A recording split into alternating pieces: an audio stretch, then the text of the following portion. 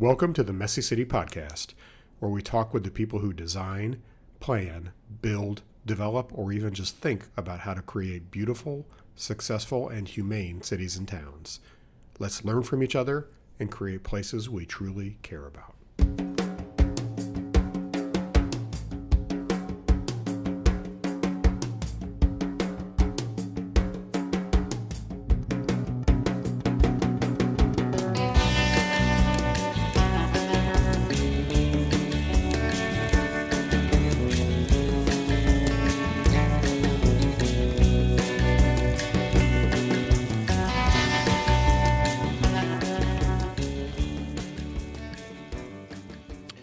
Welcome back to the Messy City Podcast. This is Kevin Klinkenberg. Been kind of a crazy 72 hours in my life, dealing with all the sorts of fun things that homeownership entails, including broken sewer lines under the basement floor that apparently have been leaching sewage into the ground for 6 months. So lots of not enjoyable stuff. But today we get to do something really fun, and I'm really excited to have Nolan Gray join me here today. Nolan is the author of Arbitrary Lines, How Zoning Broke the American City and How to Fix It. So, Nolan, I've been looking forward to chatting with you for a while. Thanks so much for joining me on the podcast. Thanks for having me, Kevin. It's a pleasure. So first off, your actual name is M. Nolan Gray. What is the M? Matthew. Matthew. Okay. It's where I've never gone by Matthew, not even once. So I don't know why it's my first name, but yeah, it sounds fancy, I guess. So I'll keep it around. Abbreviated the M.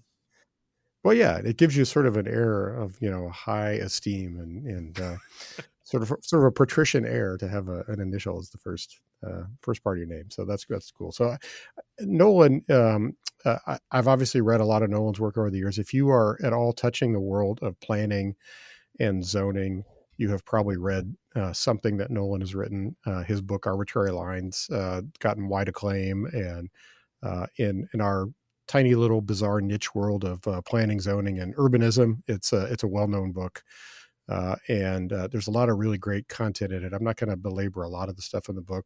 There's a few things that I really would like to talk with Nolan about today, especially the approach to land use regulation that Houston has undertaken for a lot of years. And I want to do that because Nolan, I've read things about Houston for a long time. I've probably read more pieces that Nolan has either authored or co-authored than just about anybody else. So I feel like he has really studied it pretty extensively. And so I think it's a really important conversation to have because there's so much about this world of zoning that we take for granted and we accept as this is the way it is and this is the way it's always been. But there are, in fact, big exceptions to the rule, and not setting aside even the historical differences. So, Nolan, I'm hoping we can chat some about that today, and of course, if you want to go somewhere else with the conversation, that's fine too. Sounds great. Just as we get the preliminaries out of the way, where did you grow up? And how did you get into this field? I grew up in Lexington, Kentucky. It's the second biggest city in Kentucky, not to be confused with Louisville. So I always tell people I'm from Lexington, and people say, "Oh, I love Lexington. I went to the Derby once." That's Louisville.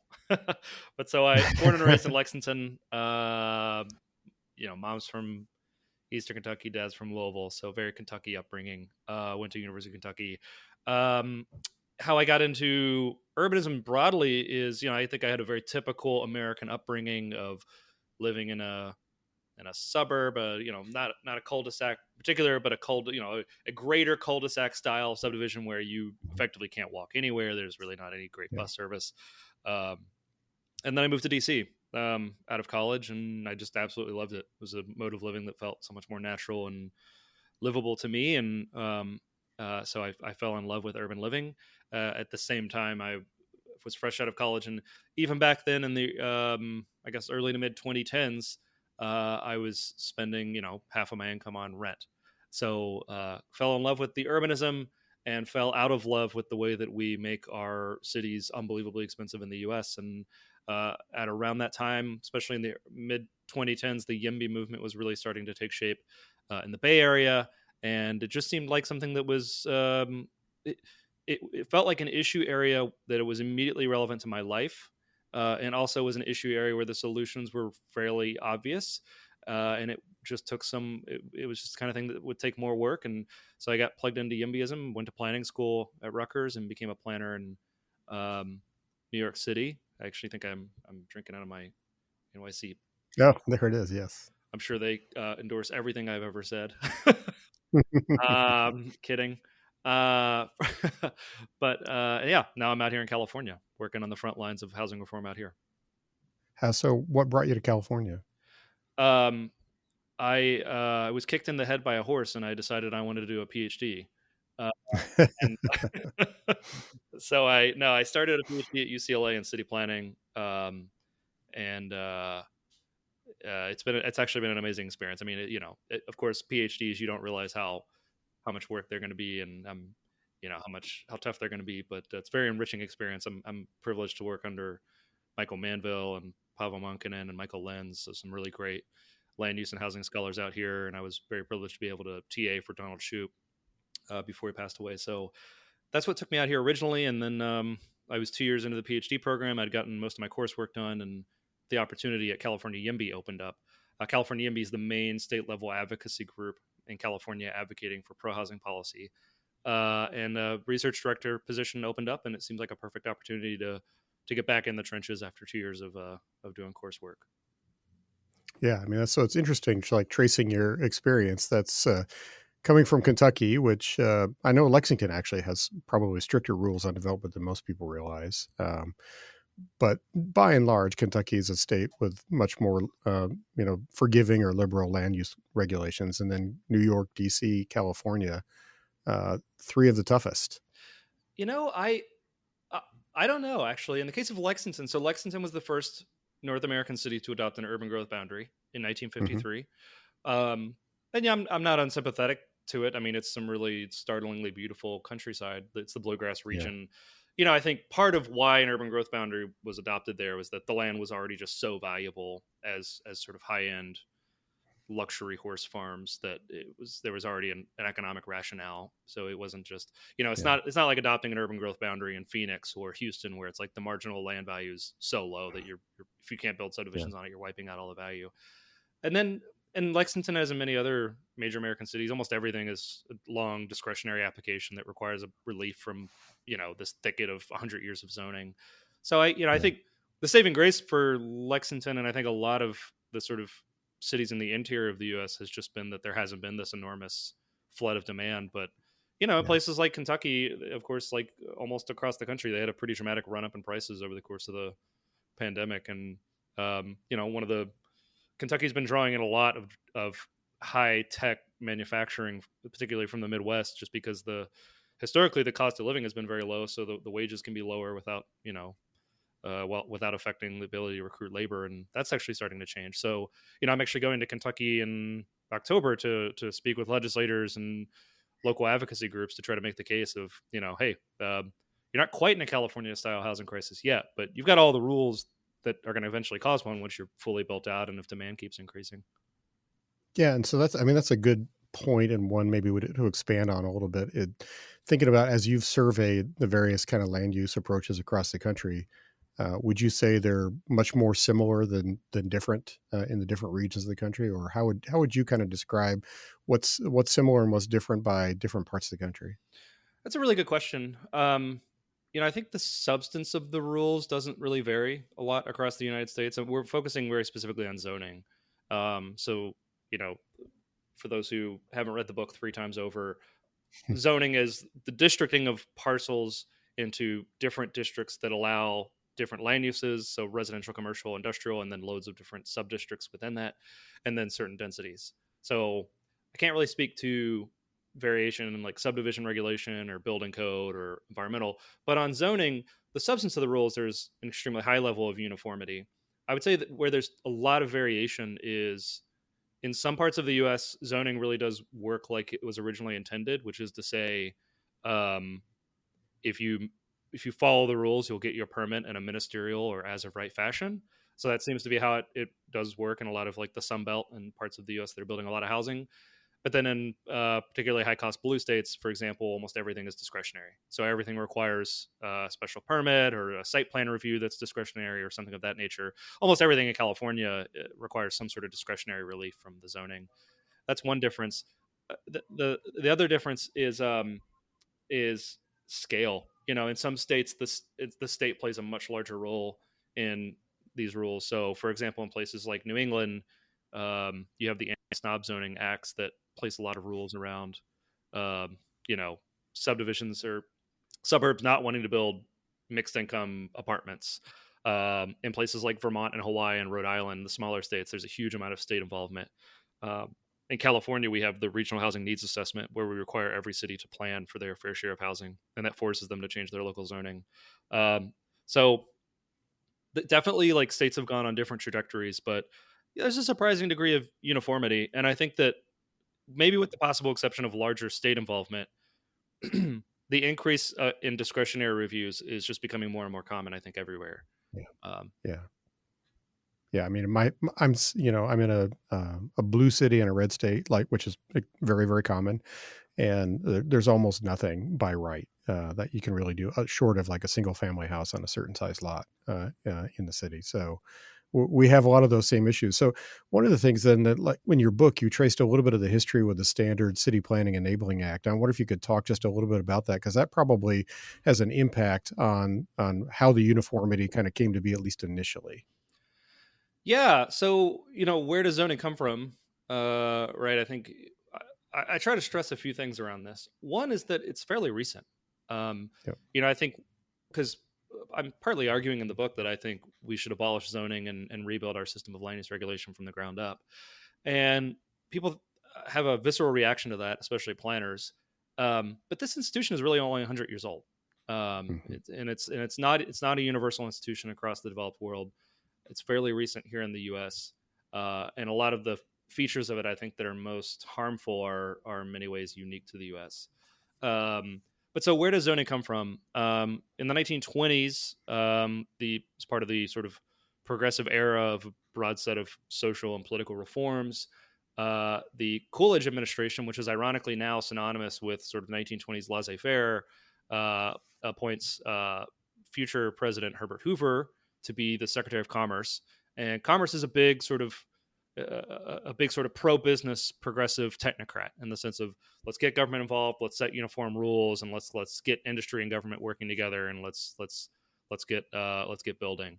So they established a commission to draw up a standard zoning enabling act. It's a state level act where they send it out to all the states, and if a state adopts the standard zoning enabling act, then local governments are then authorized to engage in zoning. Um, and this was loosely modeled after the 1916 experience in New York City, which was among the first cities in the U.S. to adopt zoning. And it's really just focused on process. It's interesting because I think when I tell people at a cocktail party, oh, I'm a city planner, I think they imagine that I'm spending a lot of time designing streets or designing parks or designing buildings. And Mm. there are people who might have the title of city planner who do a lot of that work. But actually, most of what a modern city planner does is um, updating the comprehensive plan at regular 5-year intervals, doing small text amendments to the zoning code, Yeah. processing rezonings or variances for individual applications. And sort of from the beginning, that's what the Standard Zoning Enabling Act is obsessed with. Because I think part of what the progressive reformers are bumping up against is here's an institution that's radically curtailing property rights in a country with a very strong tradition of protections for property rights. And so they're trying to build up this really complex legal infrastructure to allow for the initial adoption of zoning. So the Standard Zoning Enabling Act gets mailed out. Almost every state has adopted some form of the Standard Zoning Enabling Act by the 1930s, and nearly every major American city has adopted zoning. Going into World War II. So enormously successful. And I try to stress, this was as much a top down movement as it was a bottom up movement. And it was I think even today you still sort of see this in zoning policy of so much of local planning and zoning policy is set based on cities that don't necessarily know exactly what they're doing, but they know they don't want to get left behind.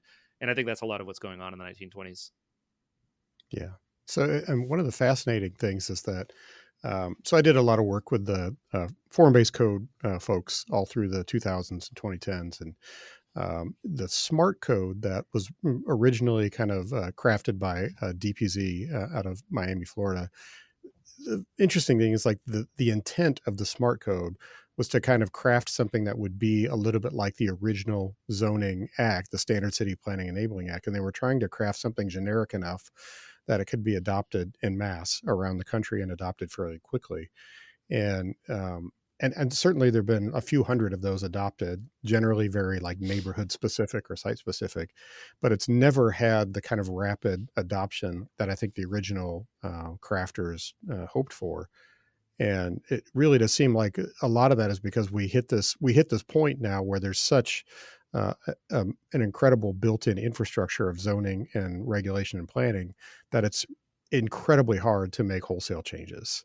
Hmm. I wonder if you've kind of seen or thought about that. I know you've thought about it, but seen a lot of that, especially like in California and other places.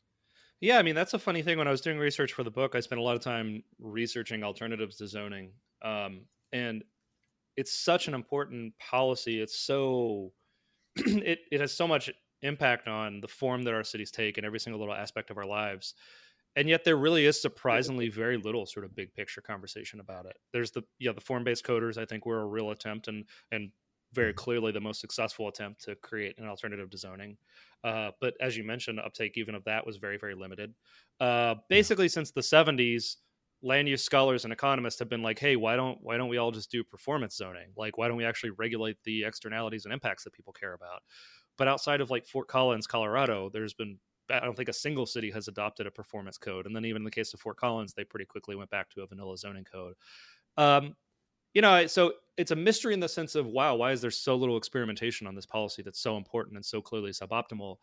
But I think the important part of the story here is, well, this is the policy that the federal government mailed out. This is the policy that yeah, the Supreme Court sanctioned. This is the policy that, as the federal government played a larger and larger role in federal housing finance, they would actively subsidize, or in some cases require, local jurisdictions to adopt zoning codes if they wanted to have local development be eligible for federal uh, housing dollars. And then for the past 100 years, we've spent huge amounts of federal dollars funding local efforts to adopt zoning codes and funding local efforts to upgrade them. I was doing some work in West Virginia, another context where you wouldn't think that, the zoning problem there is not necessarily it's stopping housing from being built, but the zoning problem there is, well, we have a lot of historic properties that can't legally be used without an adaptive reuse special permit or a variance or yada yada yada. And I was like, well, you would hear this in hamlets of like, their peak historic population was like 1,000 people, and now they're at like 500. And it's like, well, why did you guys ever mm, adopt zoning? Like, this is kind of strange. They're like, well, we mhm, adopted it like 20 years ago when we were applying for this FEMA grant to upgrade our sanitation and sewer system, or as an EPA grant. And as a condition of doing that, they said we had to adopt a comprehensive plan and a zoning ordinance, right? And so when you've got the full weight of the federal government like backing up a policy for 100 years, it kind of doesn't matter actually what most people think about it or what most local governments think. And so, there's a parallel universe where the federal government says, oh, okay, cool. Form-based code is clearly superior. We're going to yeah, start promoting that, and we're going to start pushing that really hard. And half of American cities have something like that, or a performance zoning. But we get it sort of path dependent here on zoning, and I freely recognize that in saying things like, we should abolish zoning, there's extremely low odds of that happening. But what's the point of intellectual endeavors if not to sort of get the ideas there and get people talking, and when the window opens up, we can slip some reform through, or maybe not. I was yeah, very inspired. You talked about Houston, and we can get to Houston more, but I was very inspired by a book by a gentleman named Bernard Segan called Land Use Without Zoning, written in the 70s about Houston. And a lot of it's about Houston, but a lot of it's just a big picture critique of zoning. And it's remarkable to me because you're reading it and you're reading other stuff from this time period. I think it's the Douglas Commission, or other folks who were wrestling with early sort of clear evidence of segregation across U.S. metropolises, or early sort of tremors of a housing problem in some cities. And the ideas were all there. Everybody was like, yeah, we got to get rid of like exclusionary large lot zoning, and we have to allow for mixed use, mixed income communities. And nothing happened, but I felt like I was picking up a torch, and if nothing else, carrying it forward to the next generation for on the hope that eventually a window for reform opens. I mean, I think right now we're undertaking pretty radical reforms that get us pretty darn close. But, especially here in California and some other contexts.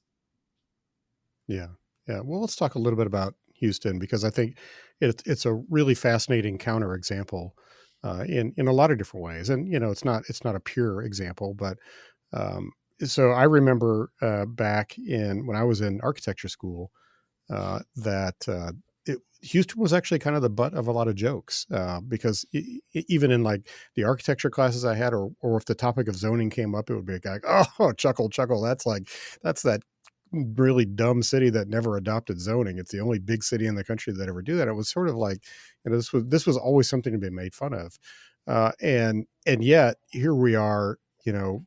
Well, quite a few years later since I was in architecture school, and now we really discuss it as a more serious thing. I wonder, first of all, if you could talk a little bit about why don't they have zoning, and about some of the efforts to actually create it there.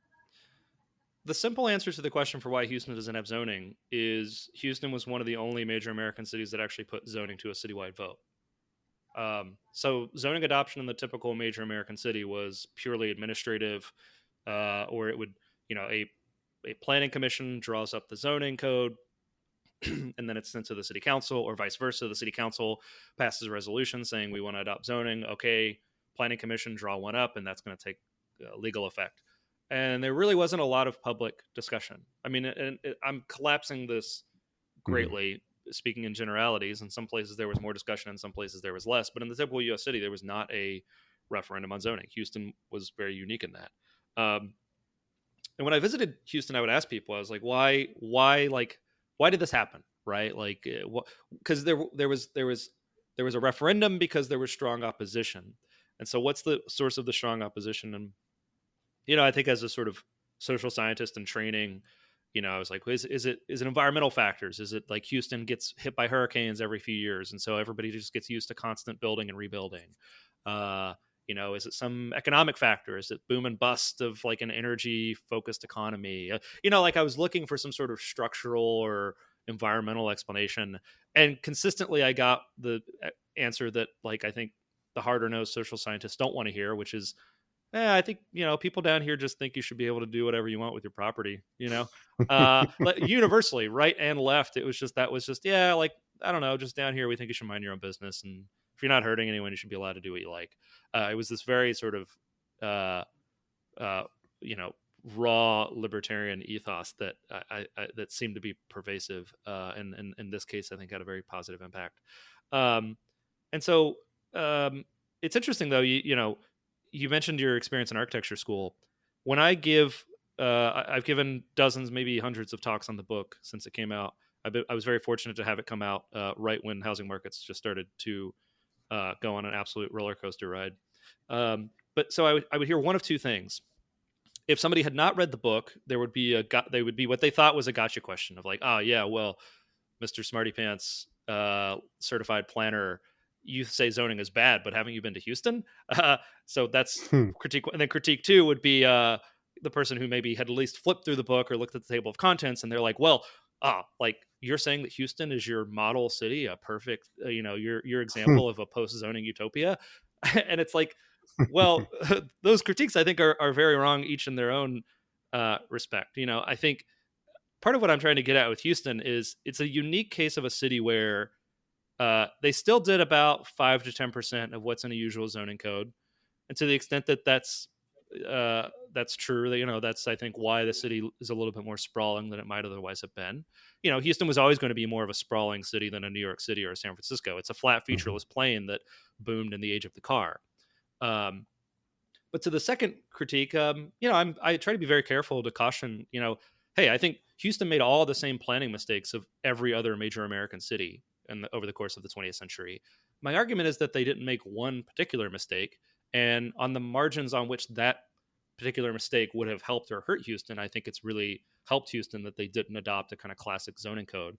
You can go look at the 1993 zoning code because they've had 3 referenda on it, and after the 60s referenda failed, it was, as I understand, it was added to the city's charter that any future zoning referendum had to have a completed zoning ordinance and map that citizens could review. So you can go look at that, right? And Houston came very close to adopting a totally vanilla zoning code that I think would have caused them a lot of issues.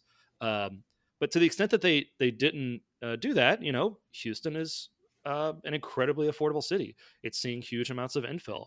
I whenever I say something to the effect of, "Oh, Houston is very affordable," I get the urbanists saying, "Ah, but it's all just sprawl." And I caution them, like, hey, Houston's building as many apartments as LA, a city that's far, far, far larger than Houston. Yeah, Houston builds a lot of single family homes. A huge share of those single family homes are infill townhouses and infill small lot single family homes that are slowly increasing the density in some of these neighborhoods and getting you closer to thresholds where you can have transit and corner retail and local neighborhood streets. So I think I don't ever present Houston as a model, but I think it's a really fascinating counterexample of an otherwise normal American city that didn't make one mistake, and I think they're better for it. Especially working as I do now here in California. If you say anything faintly nice about Texas, to say Mm. nothing of like the most Texas of cities, Houston. I don't know. Maybe Dallas is more Texas. I guess there's different varieties of Texan. You'll have to set me straight on that. Yeah. If you say anything nice about Houston, people are just like, "Oh, come on, like get a grip." Um, Houston's one of the fastest growing cities in the country. Okay, like Yeah. middle and working class Black and Hispanic Californians. Let me restart that. Middle and working class Black and Hispanic families are not moving from Houston to LA. They're moving from LA to Houston. Uh, the Yeah. Bay Area's working class population of all races has basically evaporated. It's an elite enclave. So if you mean what you say about building a diverse and affordable and accessible place, boy, on a lot of margins, like Houston is doing a much better job of that. Um, Yeah. Again, not a perfect place on every margin. Or another one that just has unambiguously been a success is the homelessness policy. Um, a huge issue in California, and we spend a huge amount of money on it, and I think rightfully so. You're going to have to throw a lot of public support behind building sort of the SROs and de-restricted housing, et cetera, et cetera. But we're doing all of this in a context of just not building any housing, and so it really doesn't achieve what we hope for. And then people get cynical and they start calling for even crueler responses to homelessness. Whereas a place like Houston, where they just have a lot of housing abundance and a working class family can afford an apartment and can find a decent home, they're not constantly falling back into homelessness. They're one of the only major American cities that's actually on track to eliminate on-street homelessness. Now that's what I've understood in recent years. I don't know how administration changes affect all that, uh, but all of this is to say there's some wins here that are worth learning from. Yeah. Building a lot of housing actually can solve a lot of problems. So one thing I want to clarify, if I understand it right, are we really talking about just like the city of Houston, or do the suburbs of Houston have a more typical land use and zoning approach? Yeah, definitely. So, one of my first big breaks writing, I wrote a City Lab piece in the immediate aftermath of the hurricane. Was it Harvey? I have to keep up with so Yeah. many hurricanes Hmm. now. Hurricane Harvey. Yeah. Yeah. Um, and there's chatter of like, well, there was, the journalists were doing the thing where it's like something's happened. We have to have like a take. Houston got hit with a hurricane. It's been a really bad hurricane. What's different about Houston? They don't have zoning. Okay, let's blame it on zoning. So shout out to the like that sort of very low effort take, because it teed me up for like this niche little area that I wanted to talk about. So I managed to get a thing in City Lab about this. And I was like, actually, I think not having zoning is going to allow them to rebuild denser. But I also cautioned, I was like, most of the greenfield development that was into floodplains that never should have been happening, that was in conventionally zoned suburbs. Like Yeah. that was in suburbs with a very normal zoning code. So yeah, almost all of Houston's suburbs have a fairly conventional zoning code. There are a few other interesting cities out there that I think Victoria, Texas, I don't know that you call it a suburb, but it's in the Houston orbit. They don't have zoning. There are a few large cities that don't have zoning for the same reasons as Houston. But yeah, the suburbs are all fairly typical on this. Yeah. So what Houston does have, then, like you mentioned, that they did adopt some of the more kind of typical approaches to planning in the 20th century. They have, the same sort of approach to infrastructure with highways, wide streets, ample parking, and in fact, they had pretty high parking requirements for a long time. I understand they're trying to dial that back. So there is an element of that that's going to look similar to every other city built in that time period. Mm-hmm. Um, but what seems to really be different then is the areas that don't have zoning or don't have any kind of deed restrictions on them really are able to grow and change very, very quickly and in a very diverse manner. Is that sound like a fair statement? Yeah, that's exactly right. I think the big things that were there's a great paper by Michael Lewin on this, on on sort of he's making the case that there actually are a lot of conventional land use regulations in Houston. Um, he calls attention to parking requirements, which are slowly being scaled back, and minimum lot sizes, which I think that's a very famous example of those getting scaled back. So yeah, certainly. The other big one is private deed restrictions and covenants. I Yeah, think my assessment, and this is also in Bernard Segan's book, is part of what works about Houston is, well, the normal constituencies for exclusionary zoning, the sort of upper middle class single family homeowner, they can kind of get the R1 zoning if they want it. They just get it through deed restrictions, which the city is right, deferential to. Um, and so that's another sort of, that's a real constraint. I think it's slightly overstated because, as you mentioned, there are huge portions of I think the estimate I saw was like at most like maybe 60% to 70% of residential neighborhoods have an R1 style restrictive covenant on them. And so then, okay, so a big chunk of residential neighborhoods and then all commercial and industrial land is almost yeah, entirely sort of flexible in terms of land use intensity. That's unprecedented, right? Like in right, almost every other major American city, it's like you want to take that strip mall and turn it into, you know, apartments over shops. Like that's a giant planned unit development, or yeah. it's a rezoning, or it's a special permit. Not necessarily so in Houston. Yeah. So, and then talk a little bit more specifically about how those deed restrictions work, because I think people get confused about that as well. And I think it's because there's a very typical interaction that people have with HOAs and deed restrictions in new development of the last, let's say, 30 or 40 years, especially master plan communities, where those are more or less permanent in nature. And what Houston is doing with deed restrictions in those areas is actually quite different. Yeah. So, boy, there's a lot of history here. So just at the outset, it's a little bit of like jargon that would be a little bit of jargon that'd be good to clarify. So land use regulation can be public or private. Um, and so what we've been talking about so far, this whole conversation is public. Like the government is setting rules and then coming in and doing proactive enforcement.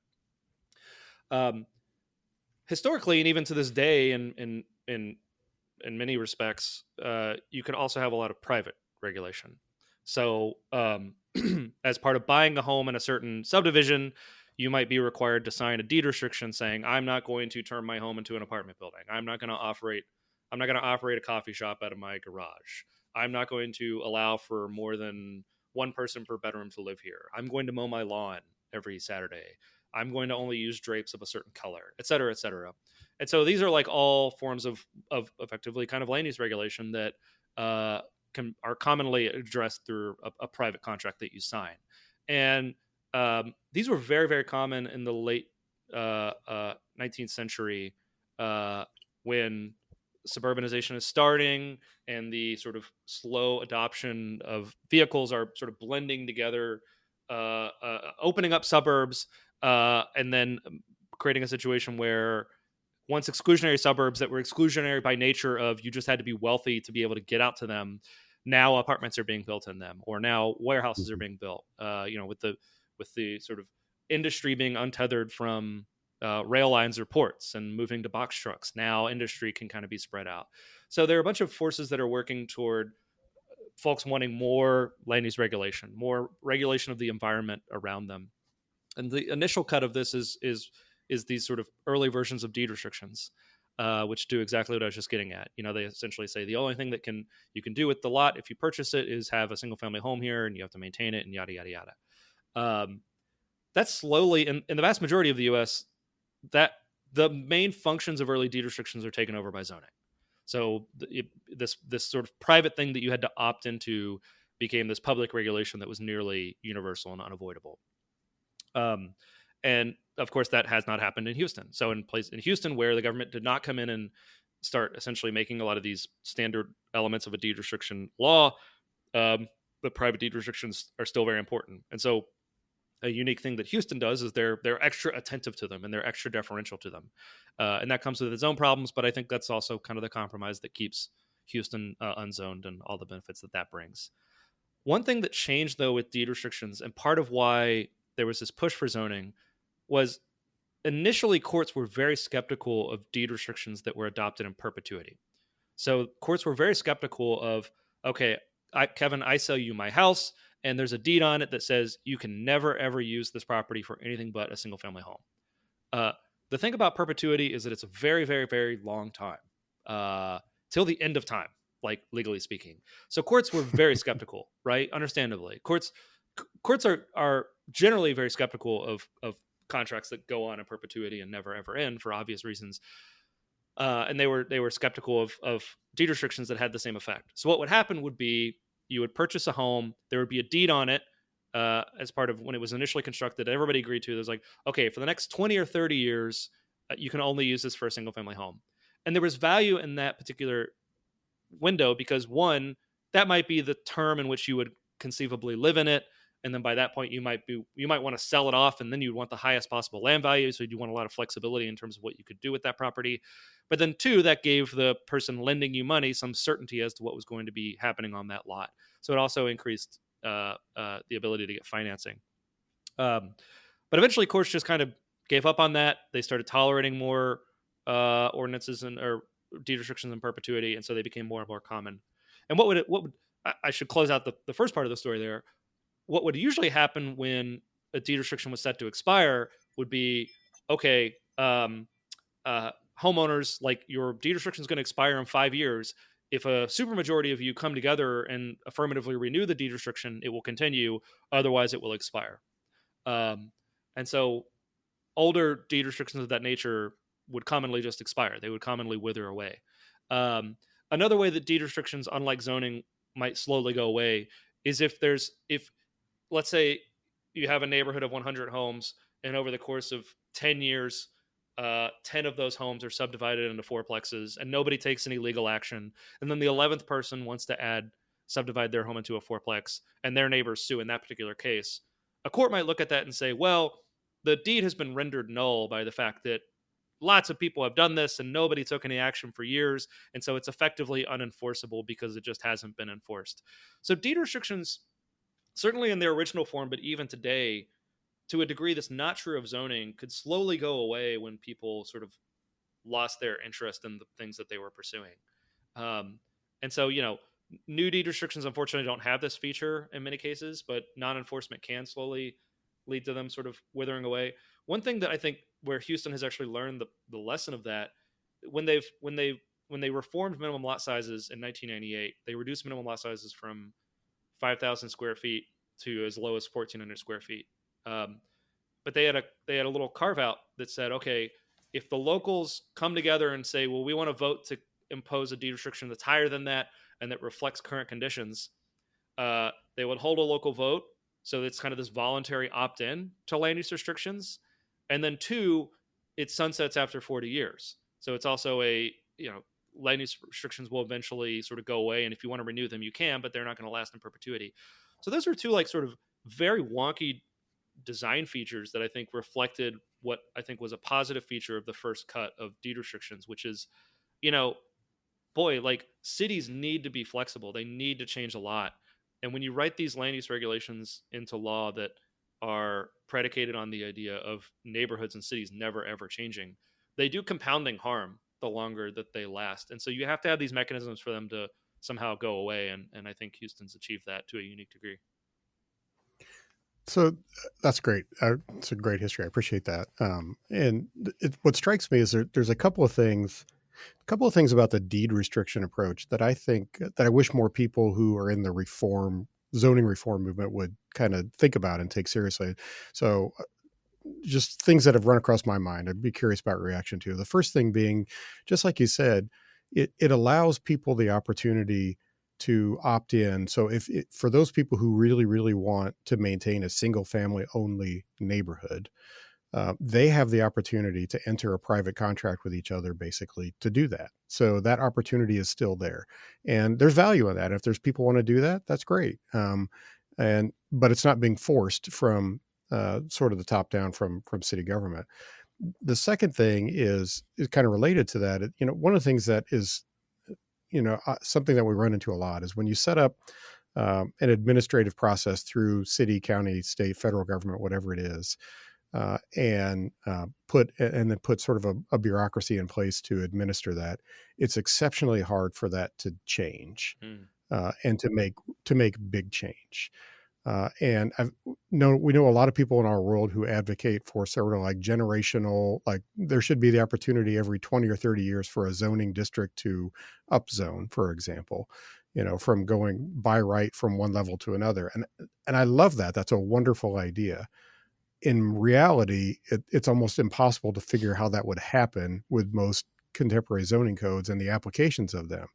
But when you have a deed restriction approach, that's really a private contract. And like you said, where they can sunset or it's just enforceable through the courts in a different way, it seems like the ability for that to change in that manner is much easier. Yeah, absolutely. I mean, I think getting back to our earlier conversation, the zoning codes we have today, that these were not the codes that were adopted in the 20s, 30s, even when they were overhauled in the 60s, 70s. The it always follows the same trajectory. A very liberal, flexible zoning code is adopted, and then it incrementally becomes more and more restrictive, and it's nearly impossible to go in the opposite direction. Like, I think we're in this very weird moment, and I think that we all take it for granted a little bit because it's, I mean, it's my whole professional life. It's been this way of the conversation is like, okay, we got to get rid of parking requirements. We got to lower minimum lot sizes. We got to allow residential commercial. That is a weird aberration from, this is weird aberration at year 100 of this institution that has only ever Yeah. gotten more restrictive. And so I think that's absolutely a piece of it. I think that there's also no forcing function of like temporary, like periodically audit these rules and think seriously, like what do we want these rules to do.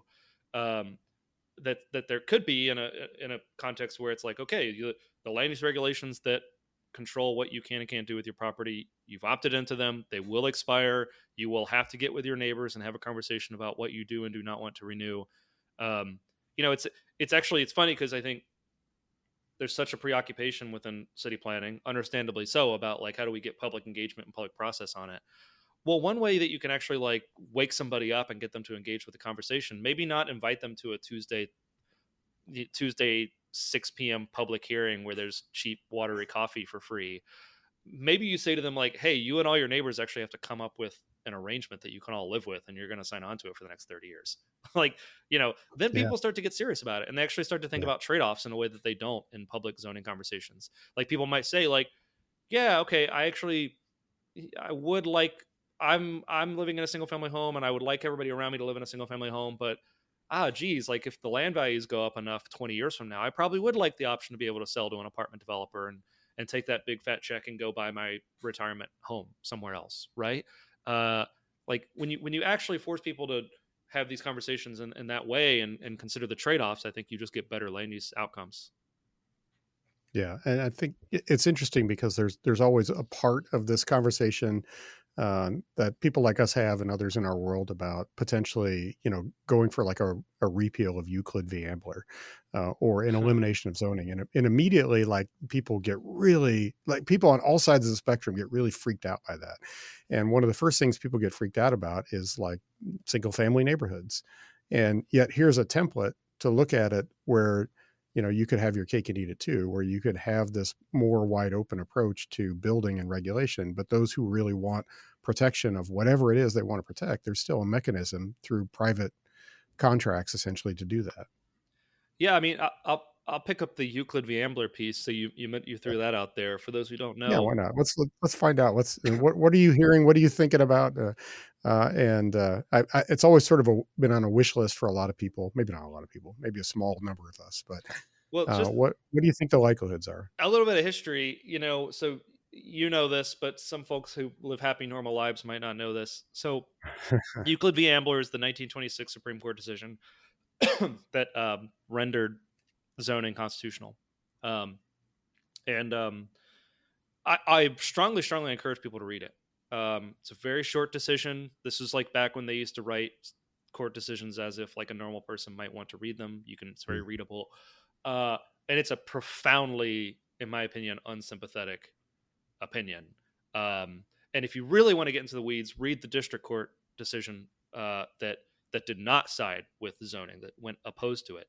And so you're seeing this unusually frank and direct conversation, and the district court judge is saying, well, this is obviously just an attempt to put the U.S. in a socioeconomic straitjacket. Like this is obviously just an attempt to do like class-based apartheid in the United States.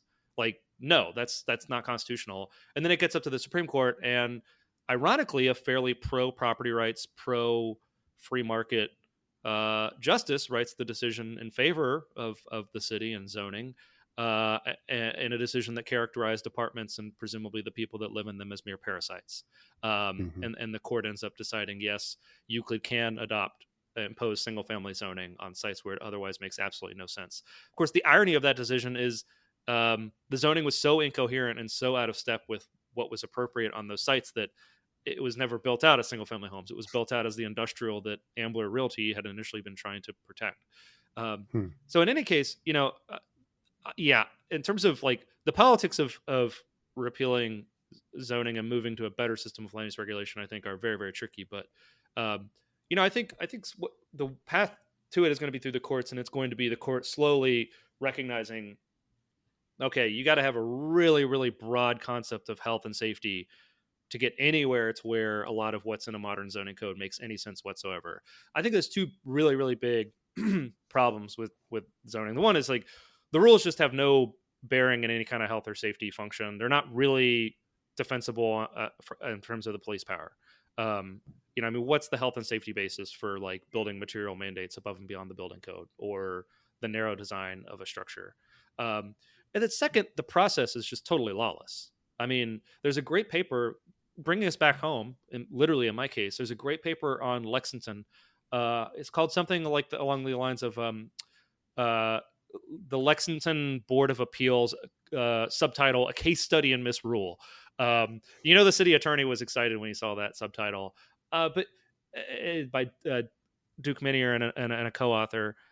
Amazing paper because they just followed what the Lexington, Kentucky Board of Appeals did over the course of a year, and they're basically like, this is a completely lawless institution. In any other area of Hmm. regulation, like courts would be having an absolute heart attack. Like just rezonings or variances or special permits are issued completely arbitrarily based on whether or not we like the applicant, or Yeah. based on the vibes, or based on it whether anyone shows up to complain. So I think, in addition to the substance, I think being highly dubious, the process stuff, which I think is really, really important in terms of protecting people's rights, is just kind of nuts, right? And anybody who's, if I always tell people, if you've ever seen the sitcom Parks and Recreation, um, it's not totally off, right? Like a lot of planning Hmm. decisions are made by sort of a succession of people showing up and yelling, and Yeah. so that's a terrible system where some of the most important decisions that people are going to make in life, such as where they're going to live, what type of home they're going to build, what type of business they're going to start, it's not a very good system for regulating decisions of that nature. In This is something just I've always wondered about. In Euclid v. Ambler, did the dissenting judges write opinions much as we see today with the court? No, there was no dissenting opinion. It was the court was divided, but there was no dissenting opinion. All right, that's too bad. That would have been interesting to read dissenting opinions. And if somebody wants to read those cases, that including the district level case, where are those accessible somewhere where you can read all those opinions? Euclid v. Ambler is very easy to find. The Weston Hayward statement's a little bit harder to find. Might have to poke around, but Yeah. I reference it in my book, and I think I'm citing another book on the history. There's a great paper. I think it's called "The Story of the Standard Zoning Enabling Act" by Meck and others.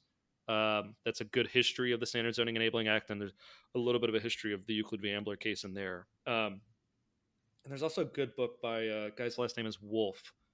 There's like six different books that all have a title that's some variation of like the zoning of America or zoned American, and I Hmm. always get them mixed up. I think it's the zoning of America. That's a history of the Euclid v. Ambler case. Uh, Surprisingly readable. I'm talking to an audience of people who have presumably already read my book about zoning. I'm not saying that this history of a Supreme Court decision on zoning is a beach read. But if you're into what I've written about and what we're talking about here, great book, worth looking up. And then, lastly on all that, have you seen any examples of like recent court cases or anything working their way through the courts that might present interesting challenges? Not quite so far. I think the weak links here. I think public advocacy law firms are going to have to slowly move the courts in that direction, and I think they're going to have to pick on the weakest links. To my mind, like the weakest links are things like Belter, which is the decision that affirmed the right of local governments to regulate unrelated uh, people living together. And this is a common feature of zoning codes of how many Hmm. unrelated people can live together. Because in the building code, there will be like rules about, hey, okay, this many people living together is actively potentially unsafe. Don't do it. But zoning will go above and beyond that and say, well, you can only have so many families in each unit, blah blah blah. And that's another decision, which, if I recall correctly, has some kind of like creepy language about like blood relations and Hmm. like notions of like who is and is not related. It's a bad decision when it was, I think, initially released, in my opinion, and it hasn't aged well, just given that American families have become so much more diverse and unusual, and the idea of unrelated people living together but not being married or not having children is perfectly normal.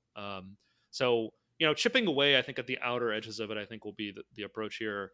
But there's been surprisingly little on this, and I think there's a few reasons why. I think it's just so culturally ingrained. I think the profile of a typical judge is the profile of somebody who owns a single family home in a cul-de-sac and likes it that way and doesn't want to rock the boat. Um, even on some of the outer areas, like the Sheets decision around impact fees recently, which is not Hmm. not zoning strictly speaking, but impact fees have become more common as more and more land use uh, more and more planning decisions have become discretionary, and cities are in a position to squeeze more money out of applicants. Impact fees have become a lot more common, and even on that, the court's decision was just very very weak, like the minimum amount of reform that they could have done without really upturning the apple cart. So I don't know, but the thing about this policy space, if there's a lesson about this policy space from the past 10 years, it's that things seem totally impossible right up until the moment that they're happening. Right. Yeah. Yeah. The Yeah. late great Donald Shoup spent his entire career writing about abolishing parking requirements, and it seemed utterly crazy, I think, for most of his career. Even when I was getting into this, I remember we would get really excited about like Houston extending the no parking mandates down to Midtown and East Houston, East downtown. I'm forgetting the neighborhood. Uh, yeah, I remember that happening and getting really excited. And now it's like, oh, okay, cities left and right are just eliminating parking mandates citywide. And now it goes from seeming impossible to seeming inevitable. So I hope we'll get there on Yeah. Euclid and some of this other stuff. Yeah, no doubt. I mean, even like in the world of like accessory dwelling units, we started working on that like 30 years ago. And, a lot of people thought that that was nuts at the time and who would want to do that. And it was really like a project by project battle to be able to get that allowed. And now you have entire states that basically are just like, no, you can't deny somebody from wanting to build one, which is pretty cool. When something So, I've been trying to be, I try to stress, like I come into this in the YIMBY movement, and I think there's been a lot of sort of wins that I think have come out of that. I think the more I learn about this, you mentioned the ADU stuff. We were doing some research on ADU stuff, and yeah, you see like scholars writing about this in the 80s, 90s, and mhm. you see like examples of like, oh, a city tried to adopt an ADU ordinance and didn't really go anywhere. And I guess I feel a great deal of gratitude. I'm like, that person in that moment was probably like, I wrote this piece, it didn't go anywhere. I got the city to adopt this thing. Maybe a half dozen ADUs were built, but like those folks were keeping the flame Yeah. alive, right? And there's stuff that we're working on now that seems like it's never ever going to happen, but 2 generations from now, someone's going to pick it up and run with it. So, I think I'm thinking about this a lot in my current work in California, where it's like we're making progress, but we're clearly not going far enough. And I just have to pause to consider of like, this is the story of all of this work, right? Like there were people Yeah. 20 years ago who what we're doing now is unimaginable, and there are going to be people 20 years from now, who are going to think they invented this stuff, and they're out of nothing, and they're so great and so Yeah. smart, and they maybe don't appreciate the work that some of us have did to tee them up. Well, So yeah, that's kind of the nature of things. Sometimes it just takes 20 or 30 years for good ideas to work their way through the population.